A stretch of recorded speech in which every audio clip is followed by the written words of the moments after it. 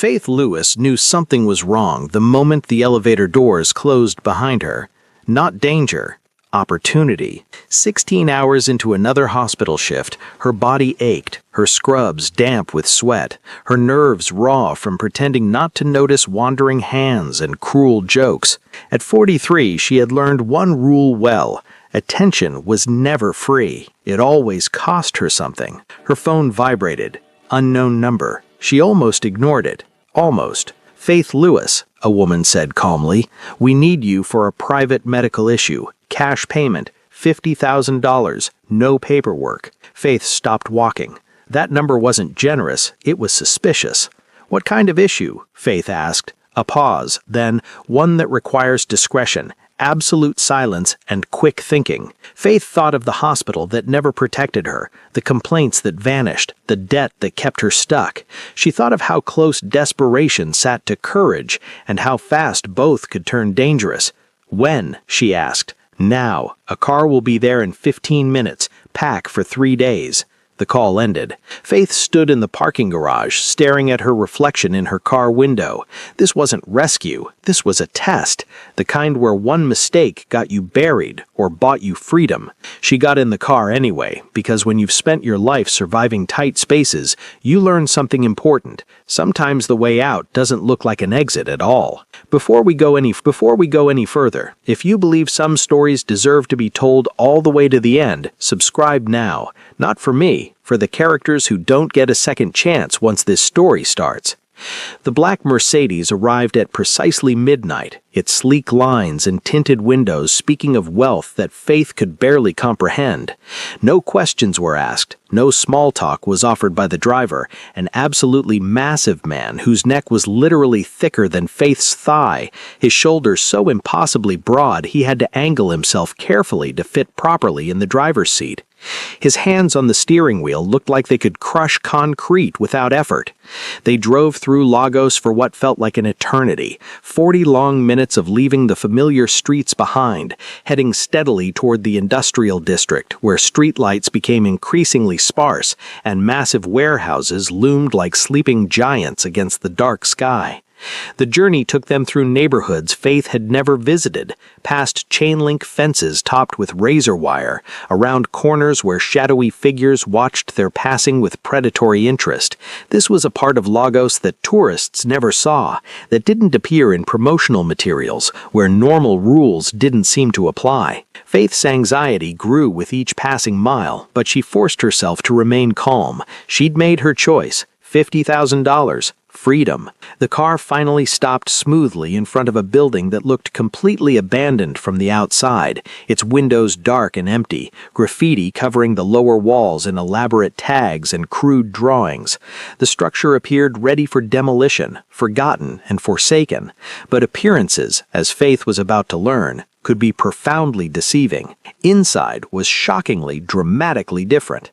The moment they passed through the reinforced steel door, everything changed. Marble floors gleamed under subtle, expertly placed lighting that created an atmosphere of refined elegance. Artwork that probably cost more than Faith's annual salary hung on walls papered in expensive fabric. Armed men in impeccably tailored suits stationed themselves at every corner like lethal decorations, their eyes constantly scanning for threats. This wasn't a hospital or medical clinic. This was a fortress masquerading as luxury, a place where violence and wealth existed in careful balance. Ms. Lewis, a woman in her 60s, approached with graceful precision, elegant in a perfectly tailored charcoal dress that probably cost more than Faith's car. Her silver hair was pulled back in a sophisticated chignon, her makeup subtle but expert, her bearing that of someone accustomed to authority and respect. I'm Eleanor Kwan, Mr. Lee's personal assistant and confidant. Thank you for coming on such short notice and under such mysterious circumstances. Before we proceed any further, I need your absolute word. Everything you see here, everything you hear, every detail of this consultation dies with you. Complete confidentiality is non-negotiable. Are we absolutely clear on this point? You're paying me enough to forget my own name, Faith replied, surprising herself with the steadiness in her voice despite her racing heart and sweating palms. Eleanor's lips curved slightly in what might have been approval, Good. I can see why you came highly recommended. Your discretion and professionalism have been noted in your file. Follow me closely and try not to appear too shocked by what you see. They walked through corridors that smelled incongruously of expensive cologne and gun oil, a combination Faith's emergency room experience helped her immediately recognize.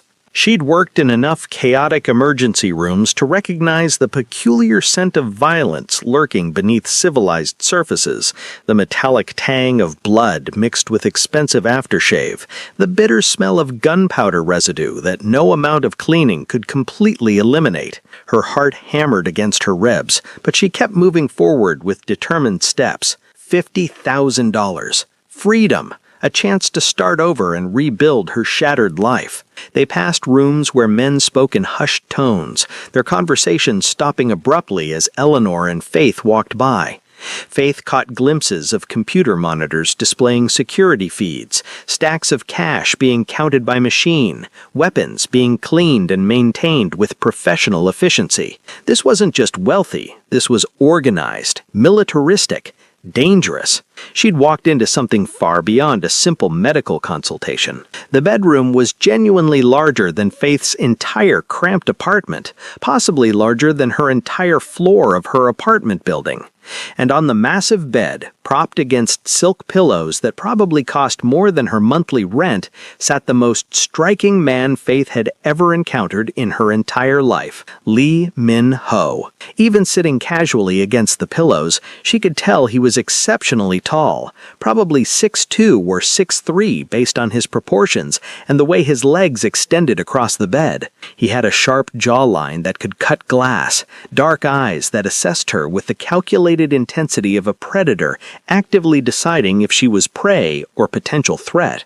His black hair was pushed back carelessly from his face, still slightly damp as if he'd recently showered. His white shirt was unbuttoned at the collar, revealing just the edge of an intricate tattoo that disappeared tantalizingly beneath the expensive fabric, what looked like a dragon's scales rendered in remarkable detail. "You're the nurse?" His voice was deep, heavily accented with Korean inflections, inherently dangerous in a way that made Faith's survival instincts flare with warning signals. "I'm Faith Lewis. I have 15 years of hard-earned experience in emergency and internal medicine, specializing in trauma care." She met his intimidating gaze directly, absolutely refusing to flinch or look away first. She'd dealt with enough powerful men who thought they could intimidate her into submission through sheer force of presence. "What's the medical problem we're addressing?" Eleanor cleared her throat delicately. "Mr. Lee has a rather delicate issue, one that requires both substantial medical expertise and absolute discretion. This is not a matter that can be addressed through normal medical channels for reasons that will become clear." Lee's jaw visibly tightened, muzzles bunching. For just a moment, Faith saw something unexpected flicker in those dark, dangerous eyes. Not anger or irritation, but genuine humiliation mixed with long-suppressed vulnerability. It made him suddenly, startlingly human rather than merely intimidating. "I haven't been able to achieve an erection in 15 years. He said bluntly, his accent thickening noticeably with emotion. "Multiple doctors across 3 countries, Korea, Japan, and here in Nigeria. Multiple expensive treatments, medications, injections, devices, everything available. Nothing has worked. Not one single thing has made any difference." Faith set down her medical bag with deliberate calm and pulled out her tablet, switching immediately into professional mode. This was familiar territory, medical problems she could analyze and potentially solve, unlike the complicated emotional landscape of her personal life. Any documented trauma, physical or psychological events that might have triggered this condition? Gunshot wound, lower abdomen, multiple entry points. Lee lifted his expensive shirt without hesitation, revealing an extensive network of surgical scars across his muscular torso. Faith had seen plenty of gunshot wounds throughout her career in emergency medicine, but these were extraordinarily extensive. Surgical scars layered strategically over bullet entry points, clear evidence of multiple complex operations performed over time. "I nearly died on the operating table twice during the initial surgeries. They told my mother I had less than 10% chance of survival. Who performed the surgeries initially? She asked, already calculating possibilities and complications in her analytical mind, running through likely scenarios and treatment options. Military doctors in Seoul initially, at the Armed Forces Medical Command, then various private physicians afterward when complications arose. I've seen specialists in reconstructive surgery, urology, neurology, psychology, 15 different doctors. Nothing has worked. Did anyone specifically check for nerve damage, specifically the pudendal nerve and the pelvic splanchnic nerves? She moved closer professionally, her medical instinct overriding her initial nervousness about proximity to this dangerous man. Gunshot wounds to the lower abdomen can cause incredibly complex injuries that aren't immediately apparent. If the trauma damaged the critical nerve pathways or caused significant scar tissue formation over time, it could compress the neurovascular bundle responsible for erectile function. It's actually more common than most people realize in cases of severe abdominal trauma.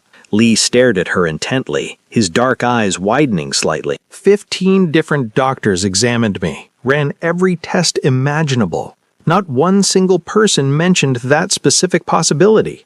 They focused on blood flow, on psychological factors, on hormone levels, but never nerve compression from scarring. Because they were probably focusing exclusively on keeping you alive first, then treating the immediately obvious damage. Emergency medicine is about triage. You address the life-threatening issues first. Faith pulled out her stethoscope efficiently, but nerve damage can be extremely subtle, especially if scar tissue develops gradually over months or years rather than immediately. The symptoms might not present until long after the initial healing period. I need to examine you properly and thoroughly to assess the extent of the scarring and test nerve response in the affected areas. Eleanor moved diplomatically toward the door. I'll give you appropriate privacy for the examination. Stay, Lee commanded firmly, his voice brooking no argument. Then, to Faith with slightly less edge, do whatever you need to do. I have no secrets from Eleanor. She's been with my family for 30 years. Faith had examined literally thousands of patients throughout her career, from gunshot victims to car accident survivors to individuals who'd suffered every conceivable type of injury. She'd learned early in her training to separate the clinical from the personal, to see bodies as complex biological systems that needed fixing, rather than sources of judgment or shame. But as she conducted the thorough examination, methodically checking reflexes in his legs and feet, carefully testing sensation responses across his abdomen and groin, gently palpating the extensively scarred tissue to map the damage, she felt Lee's intense eyes on her constantly. Not with disgust or the kind of mockery she'd grown unfortunately accustomed to at the hospital, not with cruel amusement at her size or appearance, with something else entirely. Respect, maybe, for her professional competence, or simply profound relief that someone was finally taking him seriously as a patient, rather than dismissing his concerns or offering the same ineffective treatments. The examination took nearly 45 minutes. Faith was thorough, testing nerve responses at multiple points, checking blood flow through palpation and a portable Doppler device, examining the scar tissue for unusual density or positioning. Lee endured it all in stoic silence, though she could feel tension in his muscles, see the way his hands occasionally clenched into fists when she touched particularly sensitive areas. The scarring is genuinely extensive, she said professionally, pulling her examination gloves off with a snap. You're lucky to be alive based on the trajectory patterns I can discern. But I think there's something additional happening here beyond just the physical damage. Your body language, the way you instinctively tense when I approach certain specific areas. You're not just dealing with straightforward physical damage. There's significant psychological trauma layered on top of the physical injuries. Your body is protecting you from something. Lee's expression darkened noticeably, clouds passing over his features. What exactly are you saying? I'm saying that even if we successfully address the nerve damage through surgical intervention, if your mind is actively protecting you from something traumatic, your body simply won't cooperate with treatment. The mind and body are connected in ways we're only beginning to understand. Faith sat in the chair across from him, maintaining eye contact, her voice gentle but unflinchingly firm. What happened after you were shot? Beyond the physical injuries, what else did you endure? Silence stretched uncomfortably between them, heavy with unspoken pain. Eleanor shifted position uncomfortably near the door, her usual composure cracking slightly. "I was tortured," Lee finally said, his voice flat and emotionless in that way trauma survivors often adopted when discussing their worst experiences. "For 3 consecutive days, 72 hours. They wanted detailed information about my organization's operations, our supply chains, our financial networks, the identities of our allies. They used—" He stopped abruptly, his hands clenching into white-knuckled fists.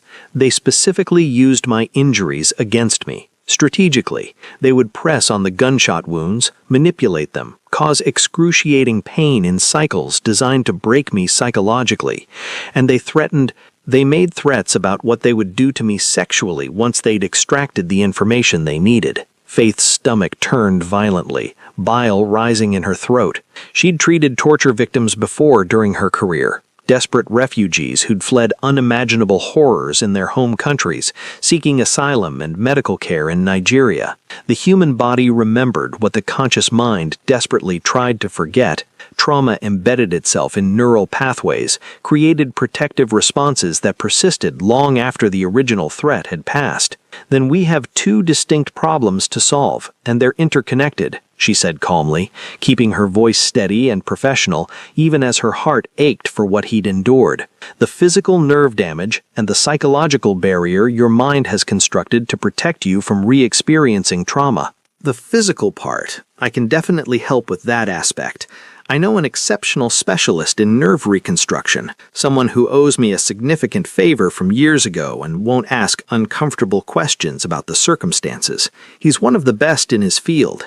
The psychological part, that's considerably harder, but not impossible with proper treatment. You'll need therapy with someone who specializes in trauma, probably EMDR or somatic experiencing work, and you'll need to be willing to engage with that process honestly." "Why are you helping me?" Lee asked suddenly, his tone sharp with suspicion. "You don't know me. You don't know what I've done, what I'm capable of, the things I've ordered or participated in. Why would you care about fixing someone like me?" Faith looked at him, really looked at him with clear, honest eyes, past the dangerous exterior that screamed warnings, past the obvious wealth and power that surrounded him, past the reputation she could guess he had in this world, straight to the man who'd been broken and couldn't figure out how to fix himself. She saw herself in him somehow, someone the world had decided wasn't worth proper care or consideration. "Because someone should," she said simply, her voice carrying conviction. "And because I know exactly what it's like when people stop seeing you as human, when they look at you and see only what's wrong, what's different, what doesn't fit their expectations, when they reduce you to a single characteristic and forget there's a whole person underneath." Something shifted in Lee's expression, a crack in his carefully maintained armor. Lee insisted firmly that she stay at the compound while they arranged the specialist consultation and planned the treatment approach. "It's safer here," he said, which Faith found darkly amusing considering she was now effectively living in what was essentially a Mafia headquarters surrounded by armed men and illegal activities. But safer turned out to be surprisingly accurate in ways she hadn't anticipated. On her 3rd day at the compound, Eleanor found her in the impressive library, a room filled with leather-bound books in multiple languages and the comforting smell of old paper and wood polish. Faith had been reading medical journals intently on her tablet, trying to research similar cases of traumatic nerve damage and treatment options, cross-referencing studies and case reports. "There's something you should know," Eleanor said seriously, sitting across from her in one of the leather chairs with unusual tension evident in her normally composed posture. "About why Lee needs this fixed urgently, about what's really at stake here." Faith closed her tablet, giving Eleanor her full attention. "That's between him and me professionally. Doctor-patient confidentiality still applies, even in unusual circumstances.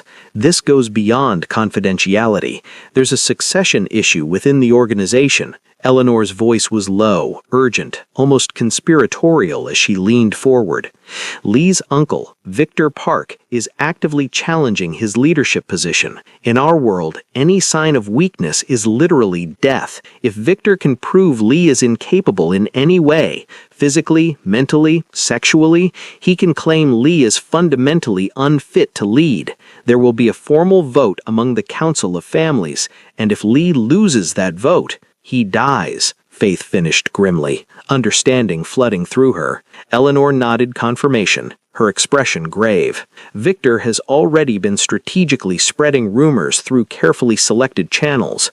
Lee has a month, maybe 2 at most, before the council demands concrete proof of his capability, physical proof, or they'll side with Victor decisively. And once Victor has control, Lee won't survive. Faith completed the thought.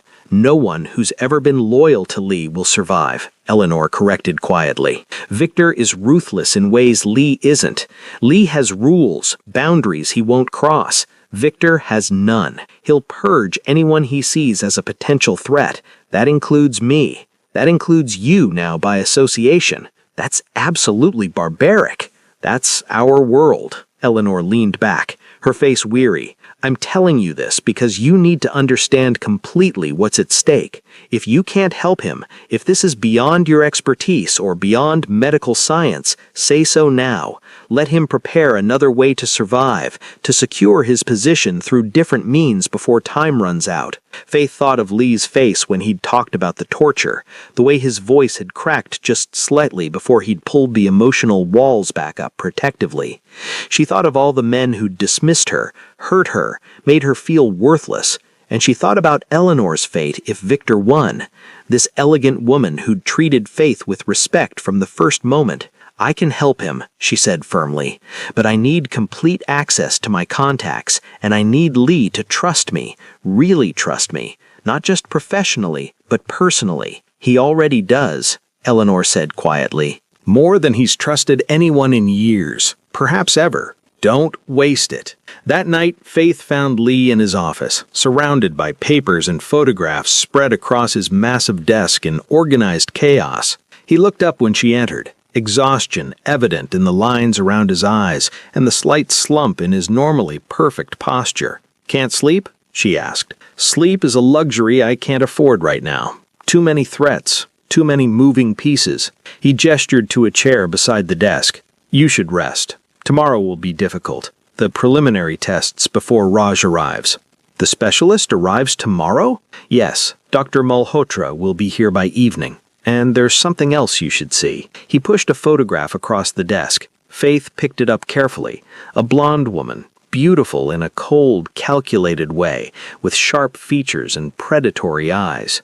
That's Helene Voss. She works directly for Victor as his personal operative. 3 weeks ago, she tried to seduce me at a neutral meeting. When that failed spectacularly, she spread detailed rumors about my condition through the underground network. Now Victor has ammunition, and he's using it strategically. Faith studied the photo carefully, noting the woman's expression. She's the leak. She's been feeding Victor information about your operations. Yes, and Victor's planning something major. My sources say there's an attack coming soon, but I don't know when or how specifically. I have pieces of intelligence, but can't see the full picture yet. He rubbed his face wearily, a gesture so human it made Faith's chest ache unexpectedly. I've survived 20 years in this violent world by being consistently 2 steps ahead of my enemies, by anticipating moves before they're made. Now I'm stumbling blind. Then let me help. Faith set the photo down. Not just with the medical issue. You need someone Victor doesn't expect. Someone who can move through your world without raising immediate suspicion. Lee's eyes sharpened with interest. You're offering to spy? I'm offering to be useful beyond medical care. I'm a nurse. I can go anywhere medical services are needed. Your men get hurt regularly. They need treatment. I treat them. I listen carefully. People talk around medical staff like we're furniture. She'd learned that painful lesson repeatedly, hearing her colleagues discuss her cruelly like she wasn't standing right there. They'll talk about operations, about plans, about concerns. I can be your eyes and ears in places you can't go. It's dangerous. If Victor discovers you're reporting to me, So is being broke and powerless in a world that eats people like me for breakfast. Faith held his gaze steadily. I'm already here. I'm already complicit. Let me choose how I participate. Lee studied her for a long, measuring moment, his dark eyes searching her face as if trying to read her soul. Then he smiled, a genuine smile that transformed his face from dangerous to devastating, from threatening to almost tender. You're not what I expected. Neither are you. The moment stretched between them, charged with something Faith didn't want to name yet, and connection that felt both dangerous and inevitable. Then Lee's phone buzzed insistently on the desk. He glanced at the screen, his expression hardening instantly into something cold and lethal. We have a problem. One of my warehouses just exploded. 4 men confirmed dead, 6 seriously injured, 2 missing. This wasn't an accident. He stood quickly. I need to go immediately. I'm coming with you, Faith said, already grabbing her medical bag from where she'd left it near the door. Faith, you said your men are injured. I'm a trauma nurse. This is literally what I do, what I trained for. He hesitated, then nodded decisively. Stay close to me, always within my line of sight. The warehouse was absolute chaos when they arrived. Flames still licked hungrily at the collapsed sections of the building, firefighters battling the blaze while Lee's men tried desperately to pull survivors from the smoking rubble. The air was thick with smoke and the smell of burning chemicals. Faith rushed toward the injured immediately, her training taking over completely. Compound fracture left leg, she called out, kneeling beside a young man whose bone protruded sickeningly through his skin. I need clean water, sterile bandages, and something to splint this immediately. Someone thrust supplies into her hands. She worked quickly and efficiently, stabilizing the leg, checking carefully for arterial damage that could lead to life-threatening bleeding.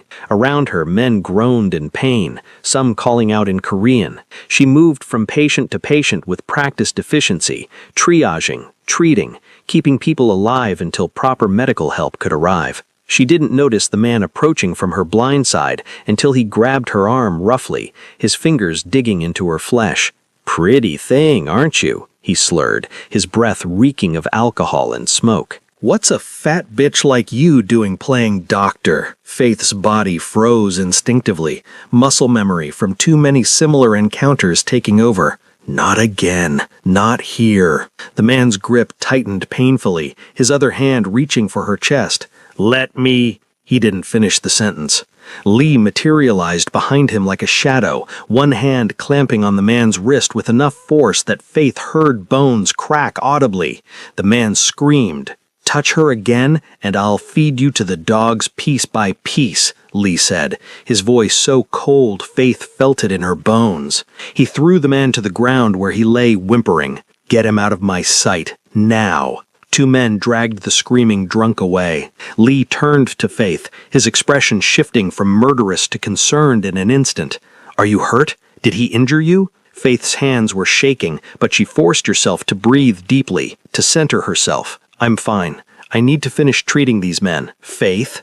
I said I'm fine. She pulled away, moving to the next patient who was bleeding from a head wound, but she felt Lee's eyes on her for the rest of the long night, a constant protective presence that was both comforting and unsettling.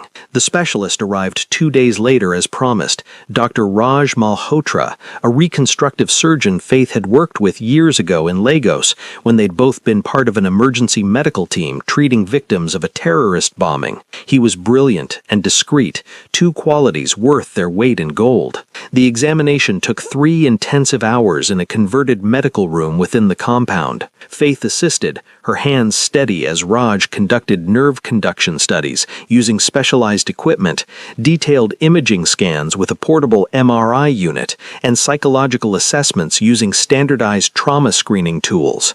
Lee endured it all with stoic silence, but Faith saw the tension in his shoulders, the way his jaw clenched when Raj probed certain areas, the slight flinch when memories of trauma were triggered. Finally, Raj pulled off his gloves with a snap and gestured for Faith and Eleanor to join him outside the examination room. The good news: the nerve damage is repairable through microsurgical techniques.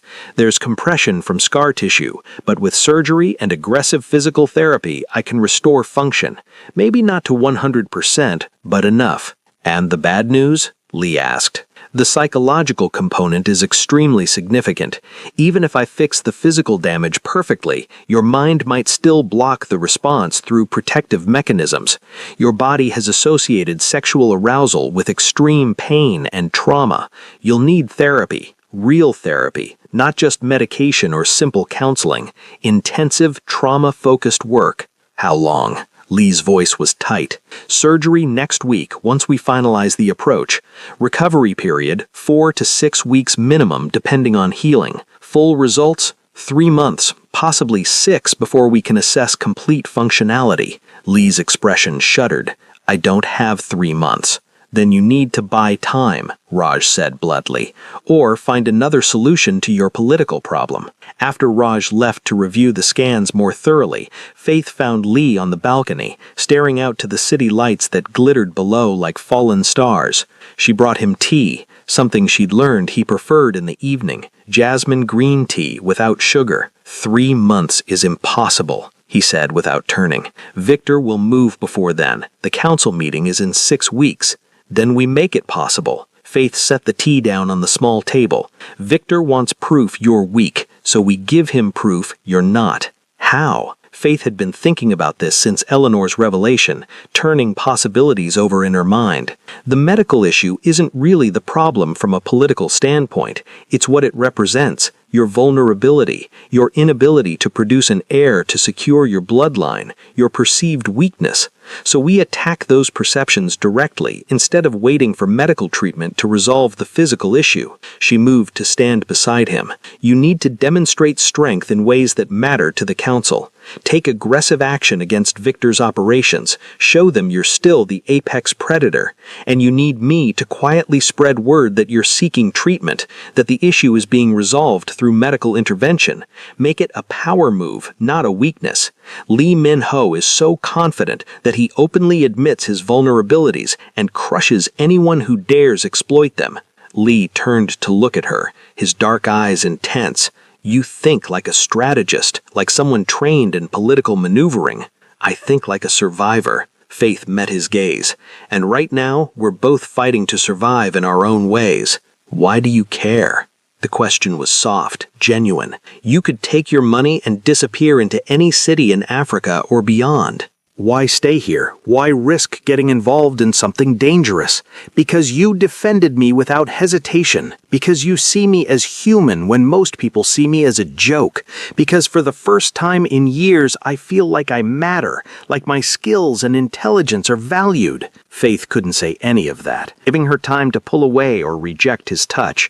When she didn't move, he tucked a strand of her hair behind her ear with surprising gentleness, his fingers warm against her skin. "You're extraordinary, Faith Lewis. Truly extraordinary." Her breath caught in her throat.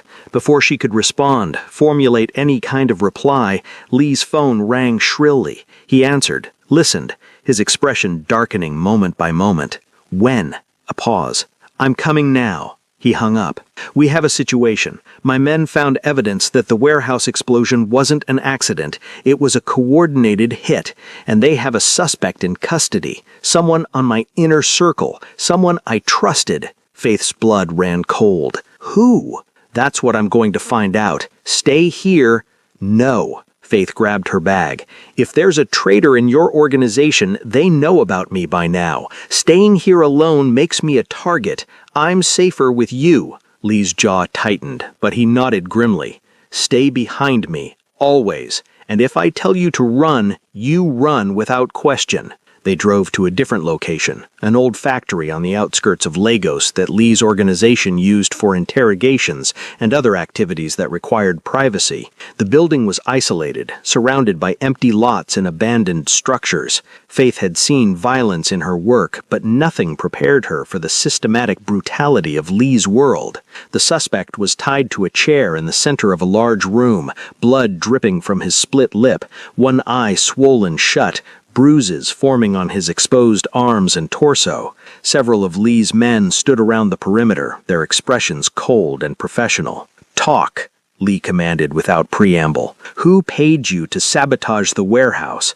The man spat blood onto the concrete floor. "Fuck you!" Lee moved with terrifying precision, landing a punch that snapped the man's head back. Faith flinched but didn't look away. "I'll ask once more, then we move to more persuasive methods." "Victor Park!" the man screamed, his resistance crumbling. "Victor paid me. He promised to make me a captain in the new order if I helped bring you down." "What else?" Lee's voice was deadly calm. "What's the plan? What's coming?" There's another attack." The man was sobbing now. "Tomorrow night, your compound. Victor's bringing in outside muscle, 20 men, heavily armed mercenaries. They're going to kill everyone and make it look like a rival gang hit, eliminate your entire inner circle." Faith's stomach dropped. 20 armed men. This wasn't just a power play. This was an execution, a complete takeover. Lee turned to his second-in-command, a lean man named Marcus Kim. "Get everyone to the safe house, now. Leave a skeleton crew to make it look occupied, but I want women, children, non-combatants out within the hour." "What about you?" Marcus asked. "I'm ending this tonight." Lee looked at Faith. "I'm taking you somewhere safe." "No." Faith stepped forward, her mind racing through possibilities. "Listen to me carefully. You can't just evacuate and wait for Victor to attack an empty compound. He'll know you figured out his plan, and he'll change tactics, disappear and regroup. You need to turn his attack against him." Lee's eyes narrowed with interest. "What are you suggesting?" "A trap.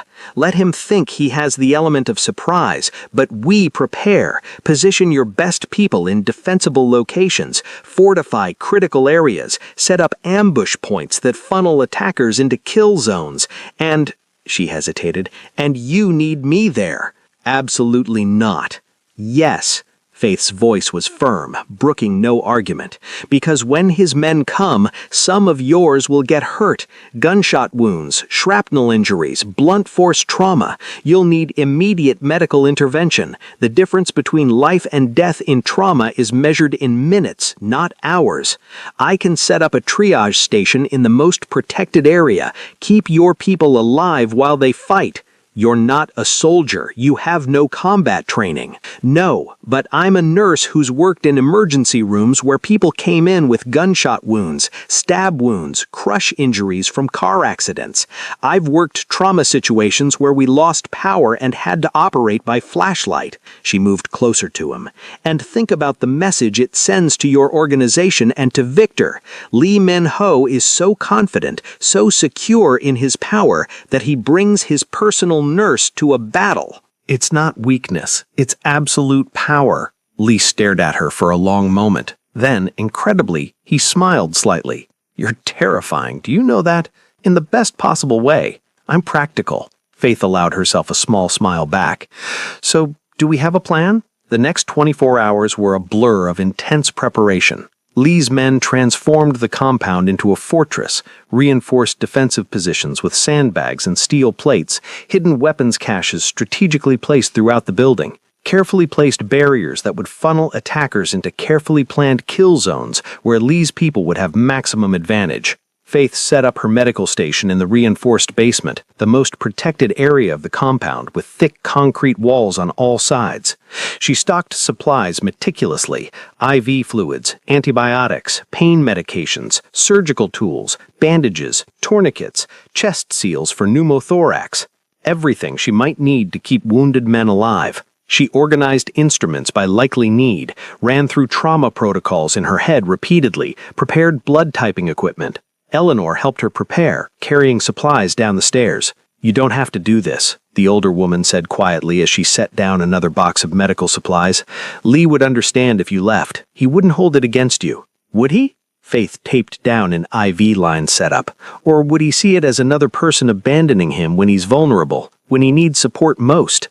Eleanor smiled sadly. "You see him clearly. Not many people do. They see the power, the violence, the danger.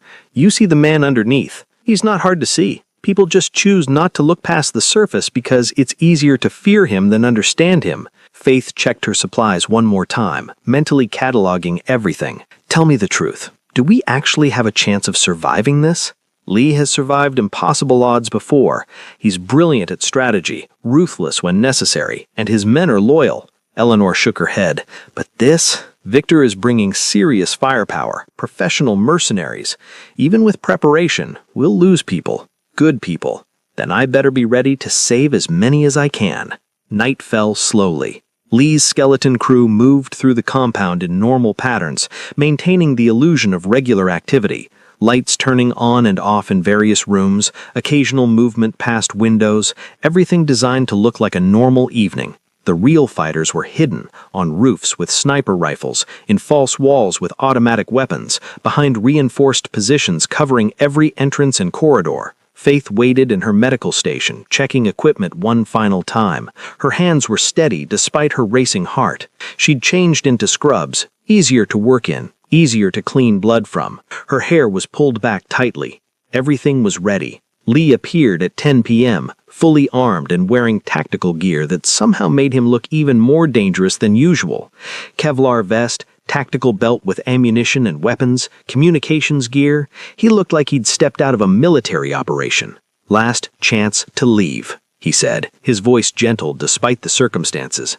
"I have a car ready. I can have you at the safe house in 20 minutes. "Not a chance," Faith stood. "But before this starts, I need to know. The surgery, the treatment plan, after tonight, are you going through with it regardless of the political situation?" "Yes." Lee's voice was certain, unwavering. "You showed me that fixing this isn't weakness or surrender. It's taking back control of my own body, my own life." "Good." Faith reached up. She had to stand on her toes even though Lee had crouched slightly to accommodate her height, and straightened his tactical vest, adjusting a strap. "Then stay alive. I have a specialist booked, and I don't like wasting appointments or good surgical time." Lee caught her hand, his fingers warm and strong around hers. "Faith." Gunfire erupted outside, shattering the moment. Lee's radio crackled urgently. "They're coming! East and west entrances simultaneously, multiple vehicles."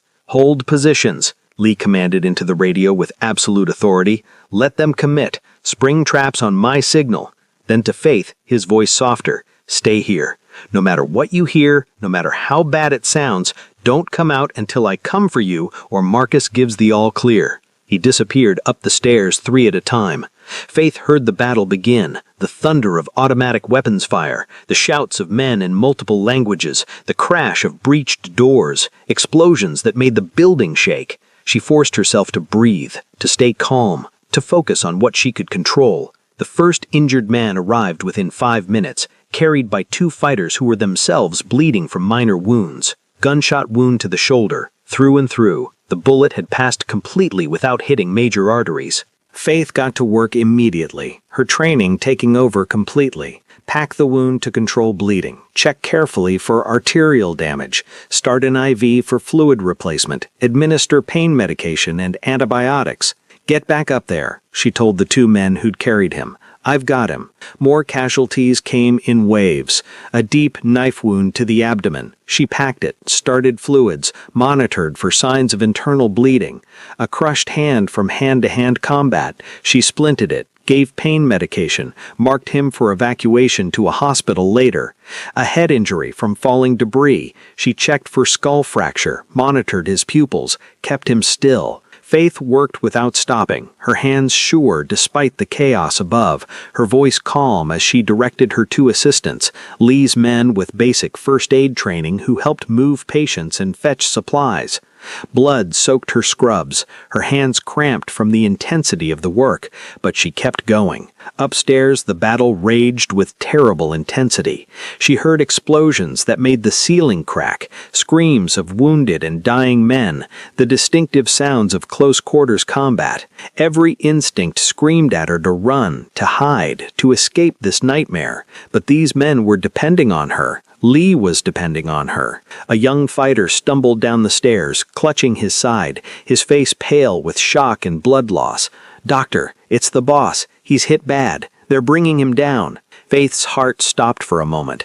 Then 2 men appeared, supporting Lee between them, his weight pulling them down. Blood soaked his entire left side, spreading across his tactical vest in a dark stain that was growing. "Get him on the table, now!" Faith snapped into command mode, her voice cutting through the chaos.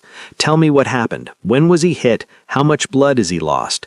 "Ambush in the north corridor maybe 5 minutes ago," one of the men panted, struggling under Lee's weight. "He took 3 of them out himself, but one got a shot in before we could—" "I don't need the story. I need medical details. How long ago exactly? Did he lose consciousness? Any other injuries?" Faith was already cutting away Lee's vest with trauma shears, exposing the wound. High on his left side, below the ribs. The bullet could have hit his spleen, liver, kidney, any number of organs that could cause rapid death if damaged. "Faith." Lee's voice was weak but clear, his eyes finding hers. "Victor's here. In the building. He's coming for—" "Shut up and let me work." Faith's hands were steady despite her terror as she examined the wound with practiced efficiency. Entry point, but no exit. The bullet was still inside somewhere. She couldn't remove it here, not with proper surgical equipment and imaging, but she could stabilize him, control the bleeding, keep him alive long enough to get him to a real hospital. She worked with focused intensity, packing the wound with hemostatic gauze, starting a second IV line for aggressive fluid resuscitation, administering antibiotics and pain medication. Lee watched her through pain-glazed eyes, but she could see awareness there, see him fighting to stay conscious. "You should go," he said, his voice barely above a whisper. "If Victor finds you here, then he finds me. I'm not leaving you to die." Faith checked his blood pressure, dropping but not critical yet. His pulse was rapid but strong. He was stable for now. Footsteps on the stairs. Heavy, measured, confident. Not the rushed steps of Lee's men, but the deliberate pace of someone who believed they'd already won. Faith looked up as a man descended slowly, tall, silver-haired, probably in his 60s, wearing an expensive suit that was somehow unmarred by the battle raging above. Victor Park. 2 armed men flanked him, their weapons trained on Faith. "Well, well," Victor said, his accent similar to Lee's but colder, each word precisely enunciated. "The great Lee Min-ho, brought down by a simple bullet. How poetic. How fitting." His eyes fixed on Faith with predatory interest. "And who's this? The nurse I've heard such interesting whispers about?" Faith straightened slowly, placing herself directly between Victor and Lee's vulnerable form on the table. "This area is under medical quarantine. Leave immediately." Victor laughed, a sound without warmth. "Bold, admirably bold. I see why my nephew likes you." He gestured casually to his men. "Kill her first. Make him watch, then finish him slowly." The men raised their weapons. Faith closed her eyes, bracing for the impact, for the pain, for death. The gunshots came, but the pain didn't. Faith opened her eyes. Victor's 2 men were on the ground, blood pooling rapidly beneath their bodies. Standing in the doorway was Marcus Kim, his weapon still raised and smoking. "Sorry I'm late, boss," Marcus said calmly, his voice professional. "We've secured the building. Victor's men are either dead or surrendered. It's over." Victor's confidence cracked, his expression shifting to fear. "You can't kill me. The council has rules." "The council can go to hell," Lee rasped from the table, pushing himself up slightly despite Faith's restraining hand. "Marcus, take him to the holding cells. I want him alive for questioning. We need to know who else was involved." As Marcus and 2 other men who'd appeared dragged the struggling Victor away, Faith returned her full attention to Lee. "You need a hospital, real surgery with proper equipment. I've done what I can, but that bullet needs to come out by a real surgeon in a real OR." "Later." Lee tried to sit up fully, winced at the pain. "First, we need to secure—" "No, not later, now." Faith's voice was absolutely firm, leaving no room for argument. "You can consolidate power and handle Victor after you're not actively bleeding internally. You hired me to keep you alive. Let me do my job properly." Lee studied her face for a moment, then smiled weakly. "Yes, ma'am. I know better than to argue with my nurse." The surgery took 6 grueling hours. Dr. Raj Malhotra performed it in a converted surgical suite within Lee's compound. Too risky to move Lee to a public hospital where Victor's remaining allies might strike, where questions would be asked that couldn't be answered safely. Faith assisted throughout, her hands steady even as exhaustion pulled at her consciousness, even as her legs ached from standing for so long. The bullet had nicked Lee's spleen but fortunately missed the major vessels, incredibly lucky considering the trajectory and angle. Raj removed the bullet carefully, repaired the splenic damage with precise sutures, checked for any additional internal injuries, and declared Lee would make a full recovery with proper rest and careful monitoring. He'll be in significant pain for several weeks, Raj told Faith afterward as they scrubbed out. Keep him on the medication schedule religiously. Watch carefully for signs of infection or internal bleeding, and for God's sake, don't let him do anything stupid like trying to work or fight within the next month. That last part might be impossible given his personality, Faith replied, earning a tired laugh from Raj. Then sedate him if necessary. Doctor's orders. Raj squeezed her shoulder. You did excellent work tonight, Faith. Under impossible conditions. Those men you treated, at least 3 of them wouldn't have survived without your immediate intervention. She stayed by Lee's bedside for the next 3 days, monitoring his vitals every hour, changing his surgical dressings twice daily, forcing him to eat even when he had no appetite, managing his pain medication carefully to keep him comfortable without over-sedating him. The compound slowly returned to a semblance of normalcy around them. Repairs were made to damaged structures, wounded were treated and sent home or to hospitals with cover stories. Funerals were held for the 3 men who died defending the compound. On the 4th day, Lee woke fully alert to find Faith dozing in the chair beside his bed, her head tilted at an awkward angle that would probably give her a terrible neckache, dark circles under her eyes from lack of sleep, her scrubs still stained with blood from the battle. Faith, he said softly, not wanting to startle her. She jerked awake immediately, her nurse instincts kicking in as she reached for his wrist to check his pulse.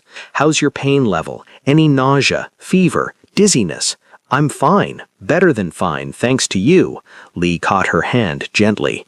You saved my life, during the battle and after. If you hadn't been there, if you hadn't set up that medical station, if you hadn't known exactly what to do, that's what you paid me for initially.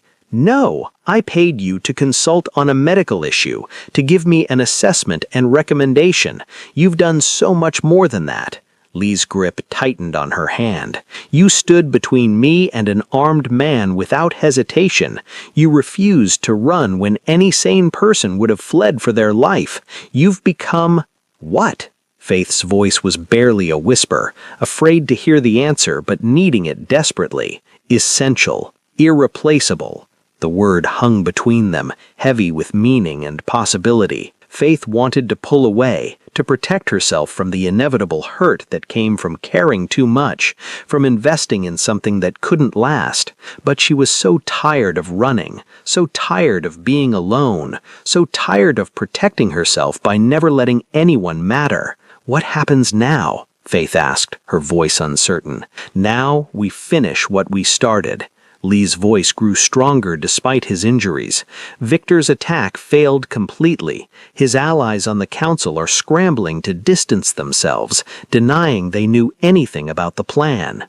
I have extensive evidence of his treachery, recordings from his captured men, witnesses who will testify, financial trails showing how he funded the mercenaries. The council will vote to strip him of rank and exile him permanently. My position is secure, probably stronger than before. And the other issue? The medical treatment? Lee's expression softened. We proceed exactly as planned. Surgery in 3 weeks, once I've healed enough from this injury, and the therapy. I've already spoken with a trauma specialist who's agreed to work with me. You were right about everything. I can't fix the physical without addressing the psychological trauma. That's good. I'm glad. Faith felt a relief wash over her. Then my job here is essentially done. Once you're recovered, I can... Is it? Lee pulled her closer gently, his dark eyes intense and searching. Is your job done? Or is it just beginning? Faith's breath caught in her throat. Lee, I'm not asking you to love me. I'm not even asking you to stay forever, to make promises neither of us can keep. His voice dropped lower, becoming almost vulnerable. But stay for now. Help me through the recovery, through the surgery and therapy. Let me show you what it's like to be truly protected, genuinely valued, completely seen for who you are. Let me give you what no one else has. Real respect, safety, a place where you matter. Faith thought about her empty apartment waiting back in the city, the hospital where her colleagues mocked her daily, the life she'd left behind that held nothing but pain and humiliation. And she thought about the last few weeks here, the purpose she'd discovered, the strength she'd found within herself, the man who'd defended her without hesitation, who'd protected her, who'd treated her like she was valuable. Okay, she whispered, the word barely audible. I'll stay. Lee's smile was genuine, transforming his face. Thank you. 6 months later, Faith stood in Lee's office, reviewing intelligence reports spread across his desk like she'd been doing this work her whole life. She'd discovered an unexpected talent for strategic analysis. Her medical training made her excellent at spotting patterns in data, identifying weaknesses in enemy operations, predicting outcomes based on available information. The Volkov organization is moving product through the southern docks according to these shipping manifests, she told Lee, pointing to specific entries on the manifest she'd obtained through one of their contacts. But their security is heavily concentrated here, on the main warehouse. If you wanted to disrupt their operation without direct confrontation that could start a war, you'd hit their transport trucks here, along this route, where they're most vulnerable and security is lightest. Lee studied the map carefully, his finger tracing the route. Then he smiled. Brilliant analysis. Marcus, implement Faith's plan exactly as she's outlined it. Marcus nodded with respect. Over the past months, Lee's entire organization had grown to respect Faith. She'd saved too many of their lives during Victor's attack for them to see her as anything but an invaluable asset. She treated their injuries, she provided strategic advice, and she'd become an integral part of their operations. The door burst open suddenly. Eleanor rushed in, her normally composed face pale with alarm. We have a serious problem. Helene Voss is back in the city. She's at the Meridian Club right now, meeting with Anatoly Volkov. Our sources say she's offering detailed information about our operations in exchange for protection and asylum. Lee's expression hardened instantly. How much does she know? Enough to hurt us significantly. She was sleeping with one of our accountants before Victor's attack, pumping him systematically for sensitive information. She knows our financial structures, our shipping routes, possibly even safe house locations. Faith's mind raced through possibilities. Helene was the woman from the photograph, the one who'd tried to seduce Lee and then betrayed him to Victor. She was dangerous specifically because she understood how to weaponize intimacy, how to extract information through manipulation. I have an idea, Faith said slowly, a plan forming, but you're probably not going to like it initially. 20 minutes later, Faith walked into the exclusive Meridian Club wearing a designer dress that Eleanor had procured, tailored perfectly to flatter her curves rather than hide them, expensive fabric that whispered wealth with every movement. She'd learned something important over the past months.